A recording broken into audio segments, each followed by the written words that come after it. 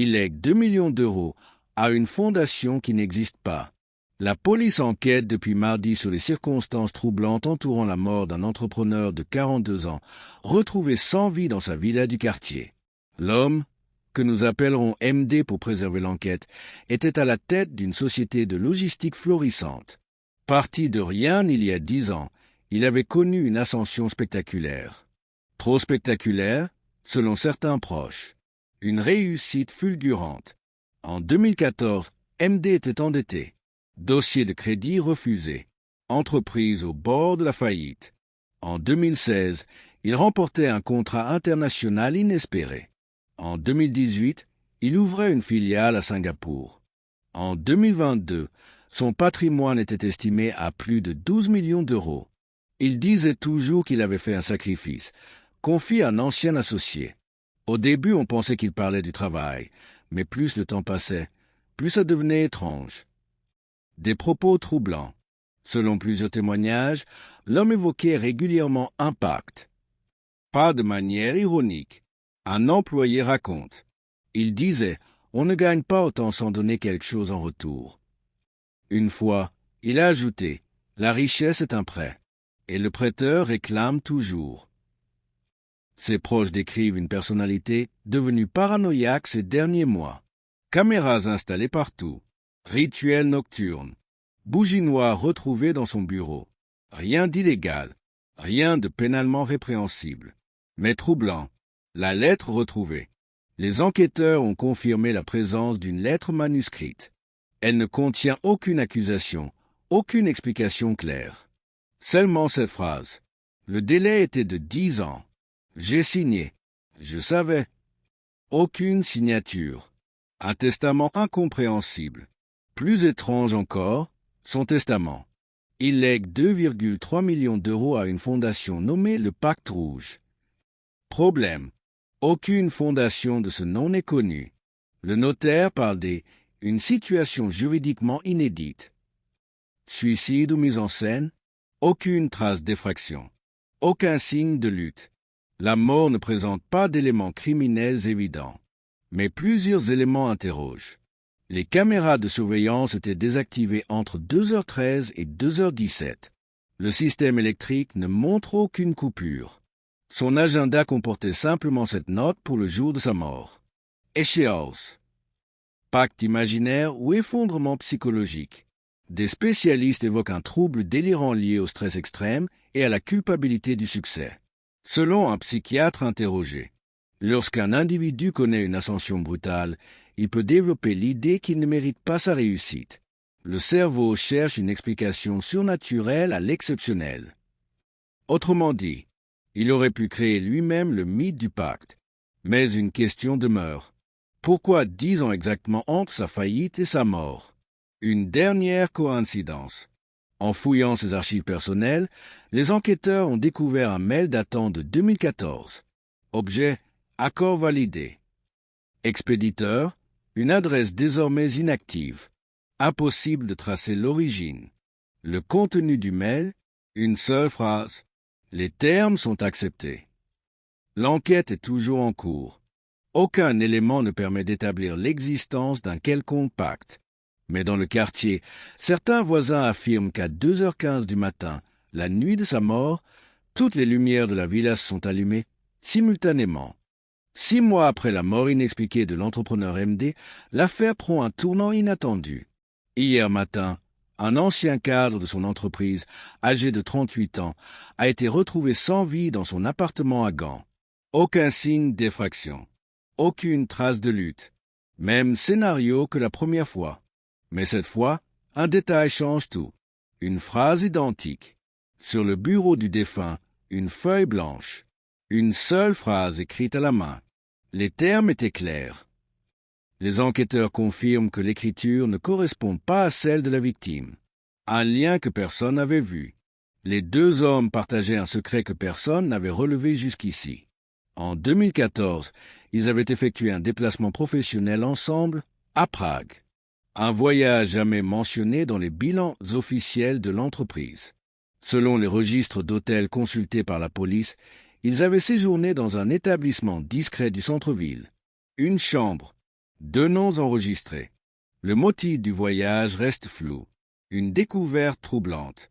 Les experts en informatique ont analysé les anciens serveurs de l'entreprise.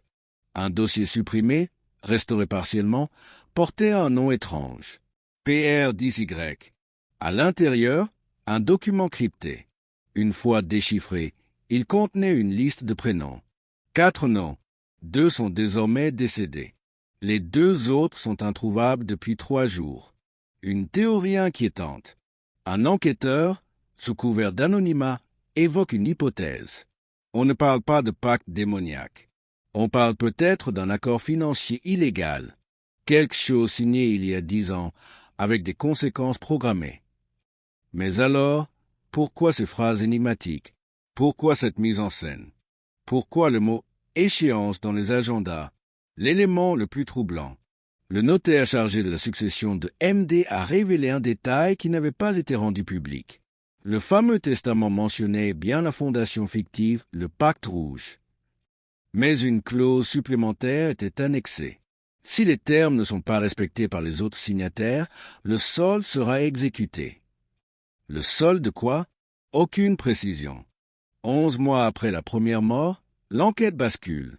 Ce qui ressemblait à une affaire mystique prend désormais une tournure bien plus froide, et peut-être bien plus inquiétante. L'erreur qui a tout changé. Un expert en cybersécurité mandaté par le parquet a réussi à récupérer une version complète du fichier crypté PR10Y. Le document n'était pas ésotérique. Il s'agissait d'un contrat. Un contrat privé signé en 2014 par 4 associés. Le véritable pacte. En 2014, l'entreprise était au bord de la faillite. Refus des banques. Pression des créanciers. Menaces judiciaires. Les 4 hommes ont alors conclu un accord secret. Création d'un montage financier offshore. Injection de fonds non déclarés. Falsification de certains bilans. Redistribution des bénéfices sur 10 ans. En échange, silence absolu et engagement de loyauté totale. Le document portait un titre ironique. Pacte rouge. Rouge pour les pertes, rouge pour le risque. La clause cachée. Au bas du contrat figurait une clause manuscrite ajoutée après impression. Si l'un parle, les autres exécutent. Les enquêteurs pensent désormais que exécuter ne signifiait pas tuer, mais liquider, financièrement, socialement, légalement, le point de rupture. En 2024, l'un des associés aurait envisagé de dénoncer le montage. Des échanges retrouvés dans une messagerie sécurisée évoquent « On ne peut pas continuer. Je ne dors plus. Ça devait durer 10 ans. » Les autres auraient perçu cela comme une trahison. Alors pourquoi ces mises en scène? C'est là que l'affaire devient psychologique. Selon les experts, les 4 hommes avaient progressivement transformé leur accord illégal en mythe, pour justifier le risque, pour supporter la culpabilité, pour se convaincre que leur réussite avait un prix. Le pacte est devenu une histoire, puis une croyance, puis une obsession. Le premier décès. Les analyses médico-légales ont conclu à un suicide. Aucun tiers impliqué. Mais dans ces recherches Internet des semaines précédentes, une requête revient. Durée d'un pacte avec le diable. Le deuxième décès.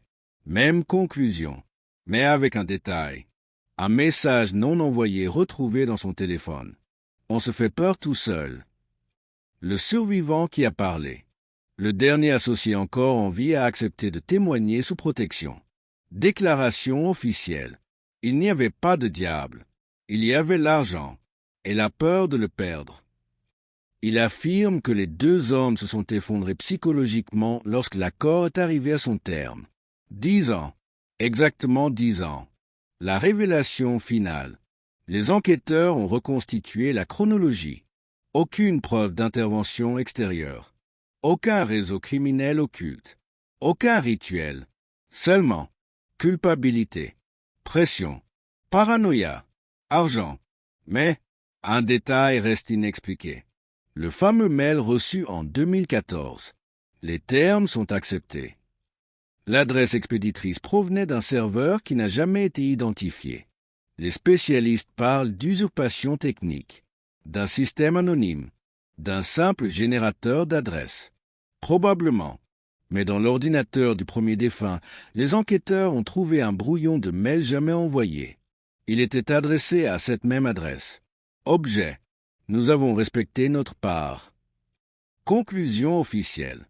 Le parquet a classé l'affaire. Motif. Suicide dans un contexte de pression financière et psychologique extrême. Le pacte rouge n'était qu'un contrat illégal devenu mythe. Mais dans Bruges, une rumeur persiste. On raconte que la nuit du 10e anniversaire exact de la signature du contrat, les comptes offshore ont été vidés, intégralement, sans trace de transfert. Alors, était-ce seulement la peur? Ou quelque chose d'autre a-t-il vraiment réclamé sa part? La richesse n'est jamais gratuite. Parfois, on ne signe pas avec du sang. On signe avec le silence, avec le mensonge, avec la peur. Le diable n'a peut-être jamais frappé à leur porte. Mais leur ambition, elle, l'a fait. Ce qui détruit un homme, ce n'est pas toujours un pacte surnaturel. C'est le poids de ce qu'il a accepté pour réussir. On peut gagner beaucoup d'argent. On peut tromper la loi. On peut manipuler les chiffres. Mais on ne trompe jamais sa conscience. Et le vrai délai, ce n'est pas 10 ans. C'est le temps que met la culpabilité à vous rattraper.